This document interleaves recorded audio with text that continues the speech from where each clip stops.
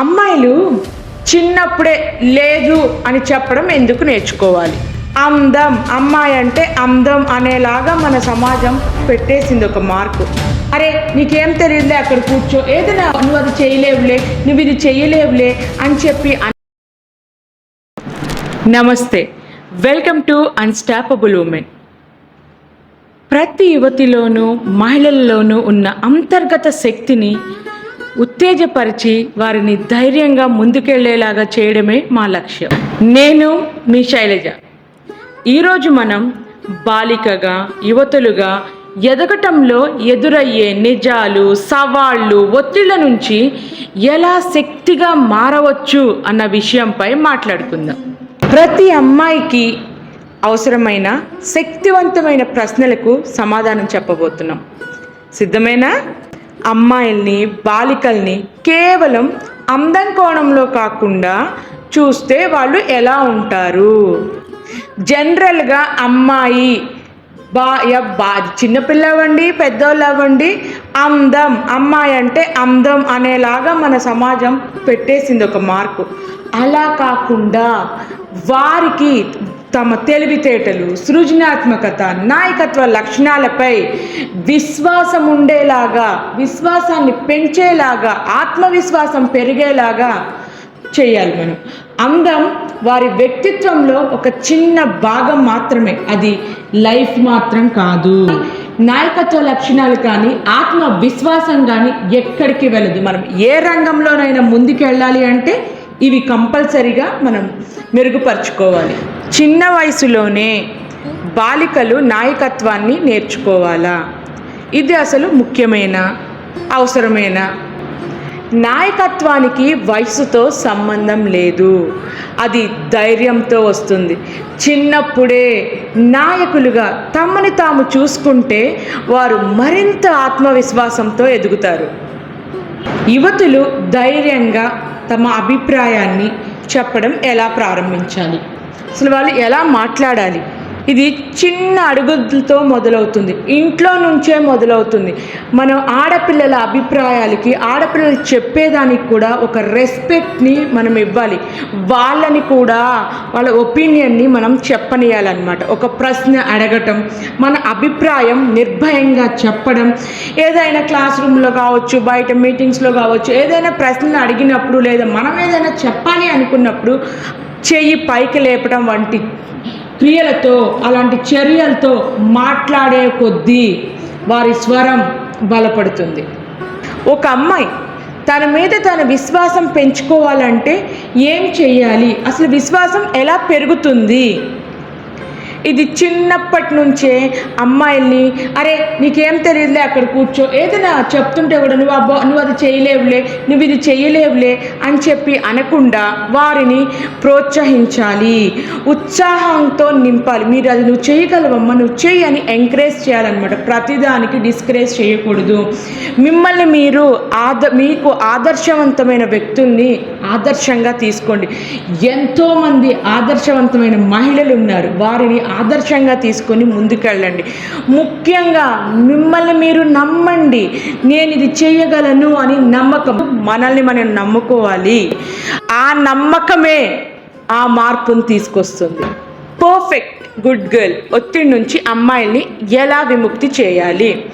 అందరినీ సంతోషపెట్టాలి, అందరినీ తృప్తిపరచాలి, ఇది ఇట్లా అని పర్ఫెక్ట్గా ఉండాల్సిన అవసరం లేదు అని అమ్మాయిలకి మనం నేర్పించాలి.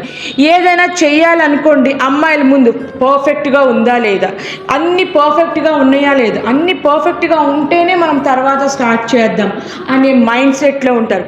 ముందు పర్ఫెక్ట్గా ఉండటం ఇంపార్టెంట్ కాదు, మనము ఆ పనిని స్టార్ట్ చేసామా లేదా అనేది ఇంపార్టెంట్. మనం ఎంత పర్ఫెక్ట్గా ఉన్నా, నువ్వు చక్కగా ఇంట్లో హోమ్ మేకర్గా ఉన్నా నిన్ను ఏదో ఒకటి అంటారు, లేదు నువ్వు జాబ్ చేస్తున్నా నిన్ను ఏదో ఒకటి అంటారు, వర్కింగ్ ఉమెన్ అయినా నిన్ను ఏదో ఒకటి అంటారు, వర్కింగ్ మామ్ అయినా ఏదో ఒకటి అంటారు. అందరినీ మనము ఎప్పుడూ తృప్తిపరచలేము. ఏదో ఒకటి విమర్శించే వాళ్ళు విమర్శిస్తూనే ఉంటారు. అవన్నీ మనం ఎక్కువ ఆలోచించకుండా మనం ఏ పని అయితే చేయదలుచుకున్నామో ఆ పనిని మనము మొదలు పెట్టేయాలి. పర్ఫెక్షన్ కోసం వెయిట్ చేయొద్దు. అది ఫెయిల్ అయినా సరే ఫెయిల్ అయితే ఒక ఎక్స్పీరియన్స్ని గెయిన్ చేస్తామన్నమాట. సో ముందు పర్ఫెక్షన్ కోసం వెయిట్ చేయకుండా మీరు చేయాలనుకున్నది చేయండి, మీరు నేర్చుకోవాలనుకున్నది నేర్చుకోండి. సోషల్ మీడియా అమ్మాయిలకి శాపమా వరమా? రెండు జరుగుతుంది. ఇది ఎలా వాడుతున్నాము అనే దానిపై ఆధారపడి ఉంటుంది. కొంతమంది లైక్స్ రాకపోతే ఇంకా నాకు లైఫ్లో వాల్యూవే లేదండి అన్నట్టు బిహేవ్ చేస్తున్నారు. రీసెంట్గా నేను ఒక న్యూస్ చదివాను.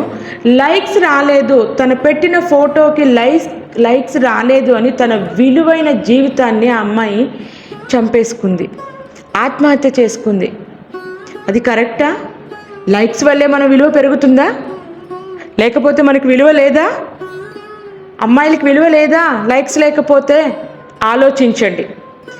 లక్ష్యం, ఆత్మవిశ్వాసం అసలైన విలువల్ని పెంచుతుంది.